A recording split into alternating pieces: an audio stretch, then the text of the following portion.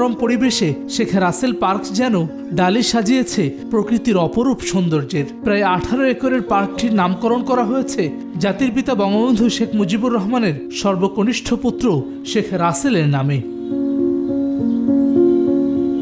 প্রায় 670 মিটার দৈর্ঘ্য এবং 75 মিটার প্রস্থের লেককে মধ্যমণি করে গড়ে ওঠা শেখ রাসেল পার্কটির নির্মাণে ব্যয় হচ্ছে 57,67,00,000 টাকা। কাজটি করছে নারায়ণগঞ্জ সিটি কর্পোরেশন। পার্কটির মাঝখানে আছে শেখ রাসেলের একটি মোড়াল, লেকের দুই পাড়ে যাতায়াতের জন্য আছে নজরকাড়া ব্রিজ, আর খেলাধুলার জন্য বিস্তীর্ণ মাঠ। প্রস্তুত করা হচ্ছে boat club, swimming pool, water garden, skating zone সহ বিনোদনের সব উপকরণ।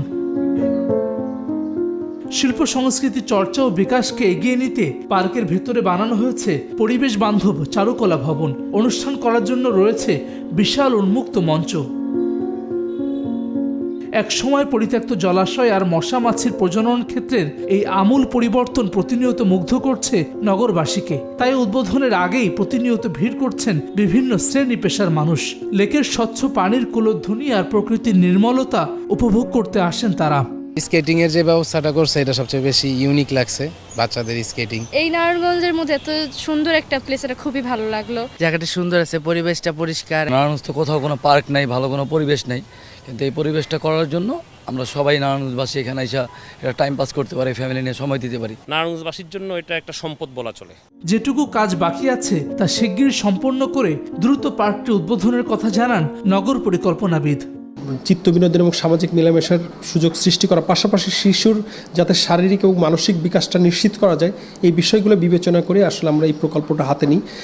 যে প্রকল্পটি মোটামুটি শেষ পর্যায়ে শহরে একটা নান্দনিক গণপরিসরের সৃষ্টি হয়েছে। সকালবেলা পাখির কিচিরমিচির এবং একটা সুন্দর পরিবেশ ব্যবস্থা সৃষ্টি হয়েছে। 2011 সালে লেক খনন ও সংস্কার এবং সৌন্দর্য বর্ধনের সিদ্ধান্ত গ্রহণ করে নারায়ণগঞ্জ সিটি কর্পোরেশন। 2018 সালের 7 এপ্রিল শেখ রাসেল পার্কের নাম অনুমোদন করে বঙ্গবন্ধু শেখ মুজিবুর রহমান মেমোরিয়াল ট্রাস্ট।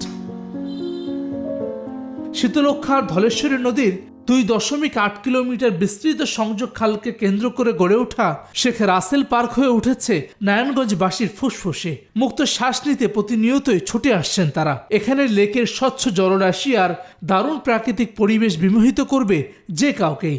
আনুষ্ঠানিক উদ্বোধন হলে নগরের শিল্প সংস্কৃতি চর্চার প্রাণ কেন্দ্র এবং একই সঙ্গে সবুজ নগরায়নের মডেল হতে চলেছে শেখ রাসেল পার্ক। হাসান ওয়ালি, নিউজ 24, নারায়ণগঞ্জ।